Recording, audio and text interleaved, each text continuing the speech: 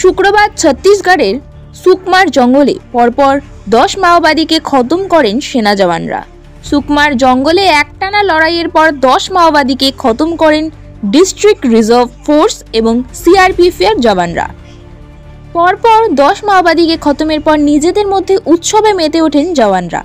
বন্দুক রাইফেল হাতে নিয়ে নাচতে শুরু করেন তারা। সুকমা এনকাউন্টার শেষ হলেই ওই জওয়ানদের বন্দুক হাতে নিয়েই নাচতে দেখা যায়। প্রসঙ্গত, দান্তেওয়াড়ার কোড়াজুগারা জঙ্গলে মাওবাদীদের সঙ্গে শুক্রবার সেনা জওয়ানদের গুলি লড়াই শুরু হয়।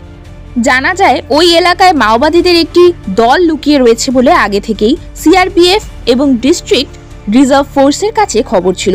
সেই অনুযায়ী জওয়ানরাও অভিযান শুরু করেন এবং 10 মাওবাদীকে খতম করেন বলে জানান আইজি। এনকাউন্টারের পর তল্লাশি শুরু হবে এবং মাওবাদীদের পরিচয় মিলবে বলেও আইজি জানান সাংবাদিক সম্মেলনে। 10 মাওবাদীকে খতমের পর নাচ জওয়ানদের।